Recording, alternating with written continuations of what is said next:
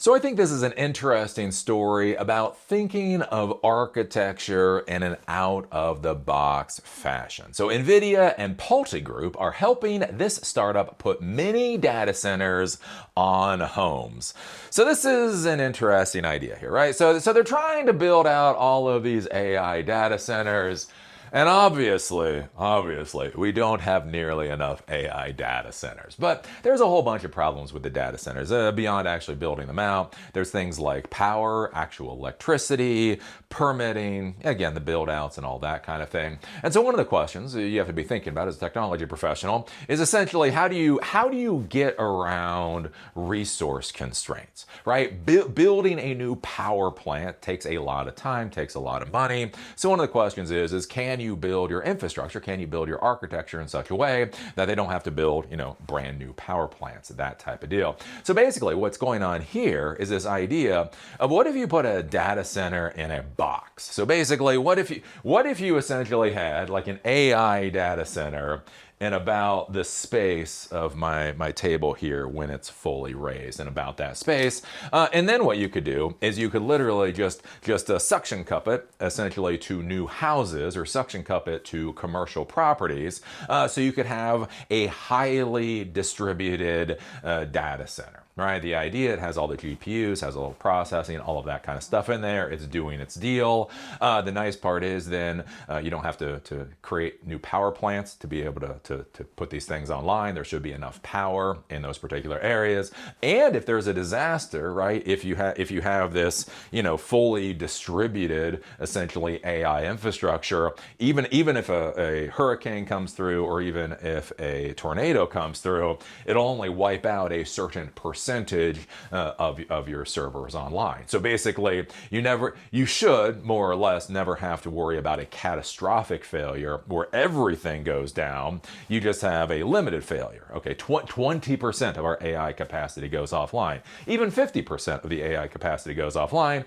But having 50% online is better than having 100% off. So the idea here is basically they have these server boxes that you put onto houses or whatever else, which is, I don't know, it's kind of curious. It's kind of curious. If we take a look at this, even as more communities rise up against the proliferation of massive energy and water-sucking data centers, some big players in housing are betting consumers would be willing to put mini data centers right on the walls of their homes. SPAN is a California-based startup that originally launched with smart electrical panels designed to help homeowners save money on their electricity bills.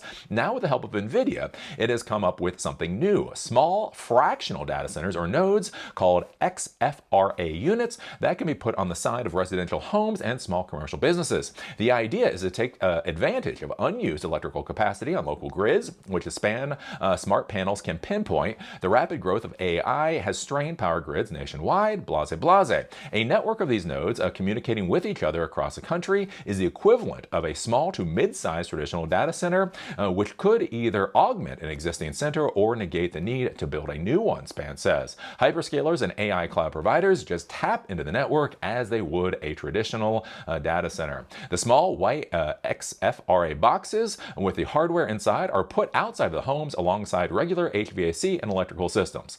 So again, this is basically what it looks like. So this is by the house. You kind of see where the windows are and that kind of thing. It's not small, to be clear. It's not tiny. But that's actually not huge. I wouldn't feel embarrassed having that thing beside my house. SPAN says it can install 8,000 XFRA units, about 6 times faster and at 5 times lower cost than the construction of a typical centralized 100 megawatt data center of the same size. SPAN collaborated with NVIDIA using its technology in the system, including one of the first to market uses of liquid-cooled NVIDIA RTX Pro 6000 Blackwell Server Edition GPUs. These require no fans, so there is no noise. So that's kind of interesting too. So basically the idea is that they're going to put these, on the sides of houses, and that is what's going to build the infrastructure. How do I feel about this? I don't know, fine. I'm not exactly snarky about it. It's like, that's a fine idea. I mean, I don't know, what am I supposed to say? My question about this, though, is to be clear. This is, what's hard about getting to be about 50? Oh, I'm within spitting distance of 50. The problem when you get to be about 50 is you start feeling like, I think I've heard this story before. Like every time you see something new in the news, people are all like excited. They're like, oh my God, this is new. And you're like, man, didn't I hear about this like 15 years ago? And I did hear about this 15 years ago. So there was a company, I do believe it was in Europe, that actually had an interesting idea back then when heat was considered a big issue for server rooms and things, right? Because you have the computers are doing their processing, but they let out a hell of a lot of heat. So there was a company in Europe that actually came up with this really interesting idea of, again, a massively distributed data center essentially, but literally that their servers were heaters. And again, think about this for a second. So you go up to the Scandinavian countries, something like that, someplace that's cold, generally cold. And what you would do is you would plug one of their little servers into your house, but you would have it inside your house, and it was literally designed with heat sinks and such, in such a way to dissipate the heat in order to heat your house. Which again, I mean, makes complete sense, right? These servers do create excess heat. They're not pumping up something that doesn't need to be there, right? No, they do. We all know they create excess heat. People need their houses heated. So ergo, what if you used the byproduct that had been considered bad as something good? And anyways, I thought it was a great idea. Like 15 years ago, I was like, wow, that's an awesome idea. Here's the thing. Can you remember the name of the company? Have you ever heard about it before? Yeah, I can't remember the name of the company either. I'm not really sure whatever happened to them. So that's my big question with this, is I feel like we've seen this whole massively distributed thing many times in the past. And it just doesn't work out the way they think it's going to. Again, it's interesting here, right? SPAN says it can install 8,000 of these units 6 times faster and at 5 times lower cost. One of the issues you get to in the technology world is this whole scaling issue. The time and price requirements to do something once might be incredibly low. The problem is once you start scaling up into actual production, what you find in a production environment is everything goes to hell. This is like client acquisition cost. Client acquisition cost is the perfect example of how you can die from scaling, right? To get your first customer costs you nothing because your mom said, sure, I'll buy your product, right? The next few customers cost you a few pennies because you bought people coffee or whatever else. The issue is in order to have your business, actually be profitable and take over the world, you don't need 5 customers, you don't need 100 customers, you need 1 million customers. And the problem is as you start scaling up, the cost of acquiring each client starts scaling up too, to the point you're paying $1 million per new client acquisition and everything kind of goes to hell, right? And that's one of my questions here when they talk about installing 8,000 of these units. How is that actually going to work? Right now in the United States, getting enough electricians is a real pain in the ass. I talked about that when I moved to Asheville a number of years ago. Things have gotten better here in Asheville. I literally called an electrician and told him the problem I had, and he laughed at me. He didn't just say no. Like if he had just said, oh, I'm sorry, I'm too busy. Fair, whatever. Oh my God, he laughed at me. He laughed at me and told me he had no idea who I could call and hung up the phone, right? And so one of the issues that we have, and I've talked about this, right, with the different administrations, is we are not upskilling, we are not empowering our young people. So when you start talking about installing 8,000 of these units, beyond things like possible permitting or whatever else, and you have the questions of the actually connecting these things into the electrical for the house and all of that kind of stuff. And what you run into a problem is you run into that can be actually a massive scaling problem.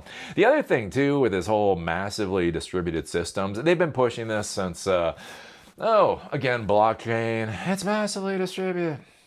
Here's the thing. There's a reason why we centralize things in the technology world. We do it for a purpose, right? It is easier to manage system.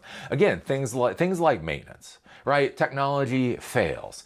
How are systems maintained? If I walk into a data center and that data center has 100,000 servers, right? I can have a pile of spare parts. If something fails, I can go and I can swap it relatively easily. I can have a staff of 5 basically desktop support technicians.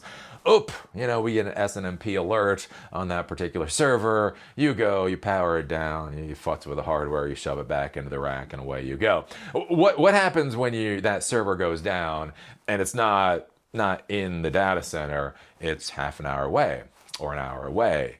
Right? Those are things we thought about before, like with things like co-location facilities became a big issue. So co-location facilities is where you rent space in a data center. And so people design these distributed architectures so they install hardware into colo facilities all over the country, all over the world. Look, 99.999% of the time, shit works great. Fucking perfect. Here's the problem. What happens when it doesn't? What happens when it doesn't? What happens when your the server that you have in St. Louis goes boom, poof, and you're on a nice little vacation down in Florida? Who is getting on an airplane to go to St. Louis? Did you budget for somebody to go on an airplane to St. Louis if need be? How do you deal with all that? Right? There's a lot of that kind of stuff that goes on. And so once you have these massively distributed, architectures, it's not bad. Again, to be clear, it is not bad as long as you properly allocate resources for what you're doing. This is the modern world of technology, so that basically means it's probably going to end up being bad. But it'll be curious how this thing goes. The other thing to be thinking about too is if you have all of these GPUs in all these home servers or whatever, what happens with theft? I mean, think about it. This is basically a data center and a box. Like when I was in Baltimore City, I had a buddy of mine who rehabbed houses in Baltimore City, and one of their biggest problems is they would put in an HVAC system, and somebody would just come and steal the outside condensers because there was a lot of aluminum, like literally aluminum. I had a buddy of mine who bought a house. He was going to renovate it. Literally one weekend, people came in and just chopped out all of the copper pipes in this fucking row house just because they were making money off of copper pipes, right? Think about when you're actually putting data centers beside houses with really valuable stuff in it, or people just gonna chop those things out and haul those damn things away. Again, this is some of the stuff to be thinking about where, with security and all that, it becomes a lot easier when you have these centralized data centers. I think this would make a lot more sense if they tried to partner with mid-sized companies. So if you have companies that already have server rooms, so they already have server rooms. They already got HVAC and the whole 9 yards. One of the things is over years, you need less and less equipment. Like you still may need your server room, but you don't need nearly as much physical space as you once did.